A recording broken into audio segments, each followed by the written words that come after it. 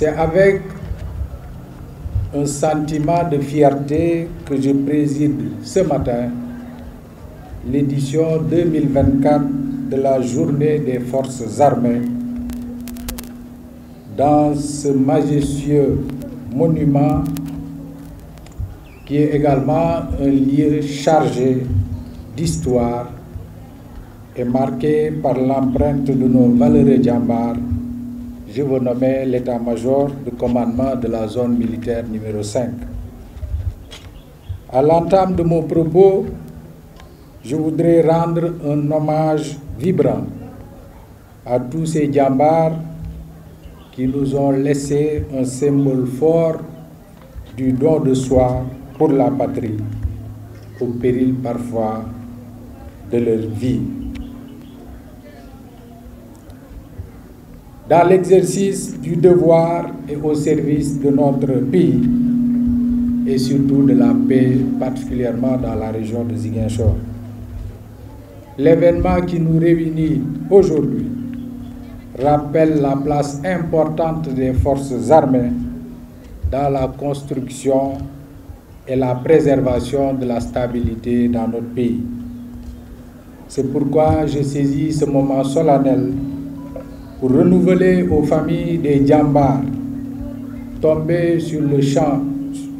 chemin de l'honneur notre profonde compassion et notre entière solidarité. J'exprime également toute la reconnaissance de nos autorités aux blessés et alités, tout en leur souhaitant prompt rétablissement et un retour paisible auprès de leurs familles et de leurs frères d'armes.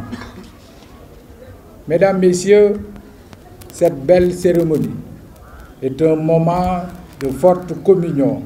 entre les forces de défense et de sécurité et les populations de la région de Ziguinchor. Elle nous donne également l'occasion de réaffirmer que les forces armées sont plus que jamais résolument engagées aux côtés des populations pour la défense du territoire, la sauvegarde de la paix et le développement de notre cher pays. Elle m'offre ainsi l'opportunité de magnifier le concept armée-nation, vécu au quotidien à travers des actions concrètes des armées au profit des habitants de toutes les localités de la région. À ce propos, je peux citer les multiples missions de l'armée menées dans le cadre de l'accompagnement du retour des populations déplacées de Casamance. D'ailleurs, le 8 octobre 2024, Monsieur le Premier ministre a bien voulu charger les forces armées de jouer le rôle de maître délégué des travaux destinés à faciliter le retour des populations en rapport avec l'Agence nationale de relance des activités économiques et sociales en Casamance. Membres des forces de défense et de sécurité, permettez-moi de saluer les énormes efforts consentis par les vaillantes unités en matière d'action de contrôle dans les zones frontalières, de sécurisation sur l'ensemble du territoire régional, de lutte effrénée contre l'immigration irrégulière, ainsi que toutes les autres formes de trafic illicite, sans oublier bien évidemment les réponses apportées pour améliorer les conditions de vie de nos concitoyens. Chers invités, le thème de la présente journée s'inscrit en droite ligne de la vision des nouvelles autorités et nous offre l'opportunité d'évoquer la problématique de l'autonomie stratégique de nos forces armées en matière d'industrie de défense. En effet, la stratégie nationale de développement du Sénégal Horizon 2050, communément appelé le projet, et qui a été déclinée par son Excellence, Monsieur le Président de la République, chef suprême des armées, repose sur un Sénégal souverain, juste et prospère. Et en matière de défense et de sécurité, cette vision indique une souveraineté à travers un dispositif sécuritaire renforcé de prévention et d'appréhension des menaces traditionnelles et émergentes, en plus d'un ordre public et d'une paix sociale garantie. Dès lors, il est aujourd'hui question de renforcer nos stratégies et moyens militaires et sécuritaires tout en affichant pleinement la souveraineté militaire totale de notre pays sur l'ensemble du territoire national. La recherche de cette souveraineté industrielle et technologique des forces armées entre naturellement dans le cadre de la concrétisation de cette ferme volonté politique. Au-delà de sa nécessité pour les armées en pleine montée en puissance, l'autonomie en matière de défense et de sécurité soulève la question du cadre stratégique et du modèle institutionnel d'une industrie nationale de défense. Vous conviendrez avec moi que pour parachever la modernisation des armées, en cours depuis plus de 20 ans, dans un contexte international caractérisé par une compétition croissante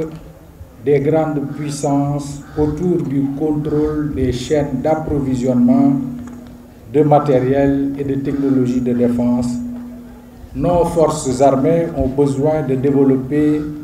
une autonomie en matière d'acquisition d'équipements et de services de sécurité. Pour s'en convaincre, la pandémie à Covid-19 et le conflit russo-ukrainien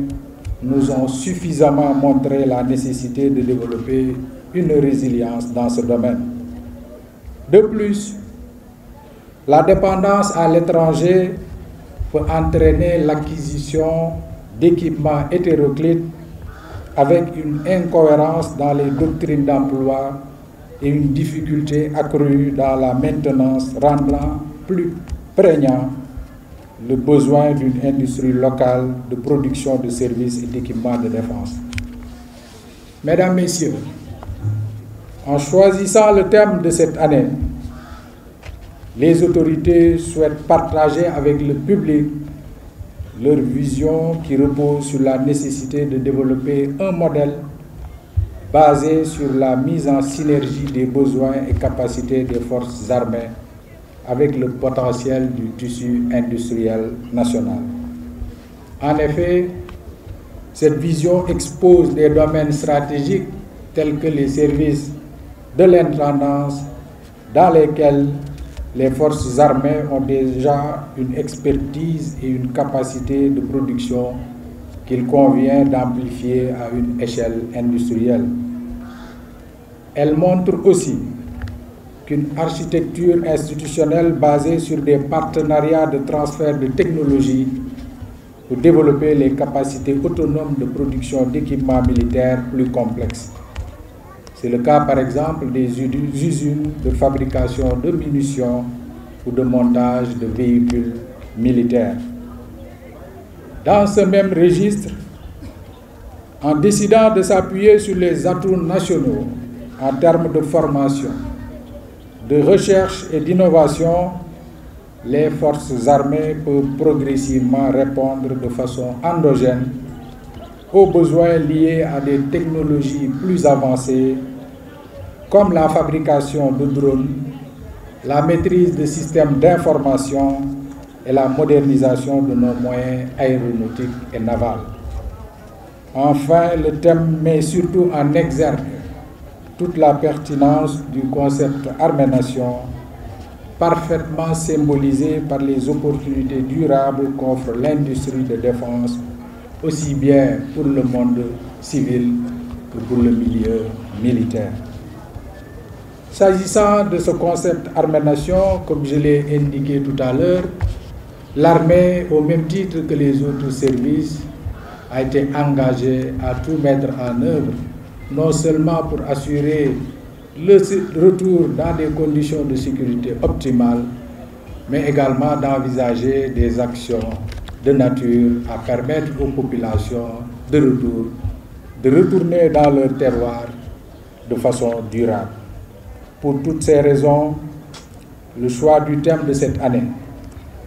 qui s'intitule « Vers la souveraineté industrielle et technologique des forces armées », revêt un caractère pertinent dans le contexte national et international. Mesdames, Messieurs, honorables invités, pour terminer, je tiens tout particulièrement à adresser mes chaleureuses félicitations au colonel commandant la zone militaire numéro 5, maître d'œuvre de cette belle cérémonie, au colonel commandant la Légion de gendarmerie de Ziguinchor, ainsi qu'à tous les responsables de toutes les unités des forces de défense et de sécurité qui ont pris part à la journée des forces armées et qui nous ont gratifiés de cette belle prestation. Je tiens également à remercier les distingués invités et le nombreux public ici présent qui ont contribué à donner à cet événement un cachet populaire conformément aux souhaits de nos plus hautes autorités. Je vous remercie de votre aimable attention.